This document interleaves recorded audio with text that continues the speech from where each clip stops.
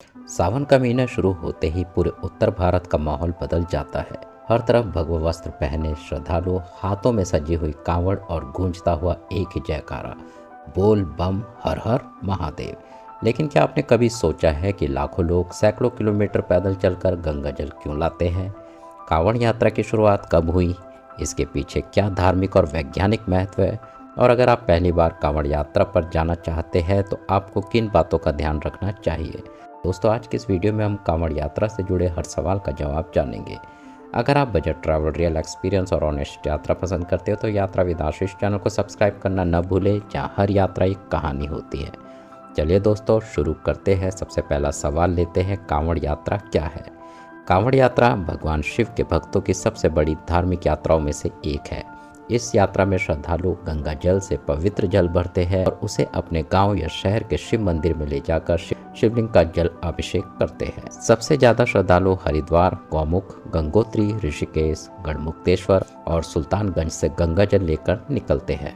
कांवड़ दो बांसों के बीच संतुलित होकर रखी जाती है, जिसके दोनों ओर जल के कलश बंधे होते हैं। मान्यता है कि इस दौरान कांवड़ को जमीन पर नहीं रखा जाता है। दोस्तों, अब अगला सवाल लेते हैं, कांवड़ यात्रा की शुरुआत कैसे हुई? कांवड़ यात्रा के बारे में कई पौराणिक कथाएं प्रचलित हैं। सबसे प्रसिद्ध कथा समुद्र मंथन से जुड़ी है। जब समुद्र मंथन हुआ तब सबसे पहले विष निकला, जिसे हलाहल कहा जाता है। सृष्टि की रक्षा के लिए भगवान शिव ने उस विष को पी लिया। विष की गर्मी को शांत करने के लिए देवताओं ने भगवान शिव पर गंगा जल चढ़ाया। तभी से सावन में शिव पर गंगा जल चढ़ाने की परंपरा शुरू हुई। एक दूसरी मान्यता के अनुसार भगवान परशुराम पहले कांवड़िया माने जाते हैं, जिन्होंने गंगा जल लाकर भगवान शिव का अभिषेक किया था। दोस्तों, तीसरा सवाल लेते हैं, सावन में ही कांवड़ यात्रा क्यों होती है? सावन का महीना भगवान शिव को अत्यंत प्रिय माना जाता है। मान्यता है कि इसी समय माता पार्वती ने भगवान शिव को पति के रूप में प्राप्त करने के लिए कठोर तप किया था। इसी कारण सावन में भगवान शिव की पूजा और जल अभिषेक का विशेष महत्व माना जाता है। कहते हैं कि इस महीने श्रद्धा से शिव जी का जल अभिषेक करने वालों की मनोकामना पूर्ण होती है। दोस्तों, अगला सवाल लेते हैं कि कांवड़ यात्रा किन किन प्रकार की होती है? कांवड़ यात्रा मुख्य रूप से 3 प्रकार की होती है। सबसे पहली सामान्य कांवड़, जिसमें श्रद्धालु आराम से चलते हुए अपने गांव या शहर तक पहुंचते हैं।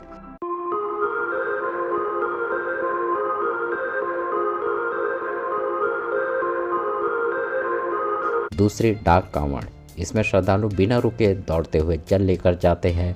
डाक कांवड़ की गति काफ़ी तेज होती है और इसे विशेष सम्मान दिया जाता है।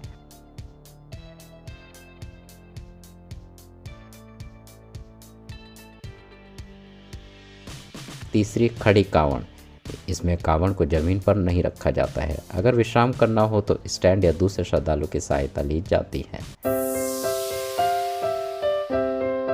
यात्रा के दौरान क्या क्या नियम होते हैं? कांवड़ यात्रा केवल पैदल चलने का नाम नहीं है, यह अनुशासन और संयम की यात्रा भी है। यात्रा के दौरान श्रद्धालु सात्विक भोजन करते हैं, मांस, शराब और नशे से पूरी तरह दूर रहते हैं। कई श्रद्धालु नंगे पैर चलते हैं, कांवड़ को जमीन पर नहीं रखते। पूरे रास्ते भगवान शिव का स्मरण करते हुए, बोले बम का जयकारा लगाते हुए चलते रहते हैं। दोस्तों, अगर आप पहली बार कांवड़ पर जा रहे हैं तो आपको कुछ ज़रूरी बातें ज़रूर याद रखनी चाहिए, जैसे आरामदायक जूते या चप्पल पहनें, हल्का सामान रखें, पानी की बोतल साथ रखें, प्राथमिक उपचार की छोटी किट रखें, पहचान पत्र अपने पास रखें, भीड़ से सावधानी रखें, प्रशासन के निर्देशों का पालन करें, रात में केवल सुरक्षित स्थान पर ही विश्राम करें, शरीर में पानी की कमी न होने दें। आजकल पूरे मार्ग में कई सामाजिक संस्थाएं मुफ्त खाना, पानी और चिकित्सा की सुविधा भी उपलब्ध कराती है।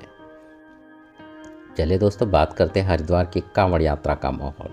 अगर आपने सावन में हरिद्वार देखा है तो आप जानते होंगे कि पूरा शहर शिवमय हो जाता है। हर की पौड़ी पर लाखों श्रद्धालु गंगा जल भरते हैं, सड़कें भगवा रंग बिरंग जाती है, हर तरफ भजन, डमरू और हर हर महादेव के गूंज सुनाई देते हैं।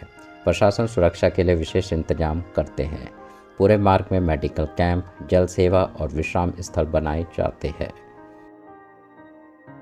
दोस्तों, कांवड़ यात्रा केवल एक धार्मिक यात्रा नहीं है, यह आस्था, अनुशासन, सेवा और विश्वास का सबसे बड़ा उत्सव है। सैकड़ों किलोमीटर पैदल चलना आसान नहीं होता, लेकिन भगवान शिव के प्रति श्रद्धा हर कठिनाई को आसान बना देती है। अगर आप भी कभी कांवड़ यात्रा करने की सोच रहे हैं तो पूरी तैयारी के साथ जाएं, नियमों का पालन करें और इस दिव्य अनुभव को अपने जीवन का हिस्सा जरूर बनाएं। हर हर महादेव, बोल बम। दोस्तों, अगर आपको वीडियो पसंद आया हो तो वीडियो को लाइक करें, अपने दोस्तों के साथ शेयर करें और यात्रा विद आशीष चैनल को सब्सक्राइब करना न भूलें। फिर मिलेंगे एक नई यात्रा और एक नई कहानी के साथ। जय भोलेनाथ।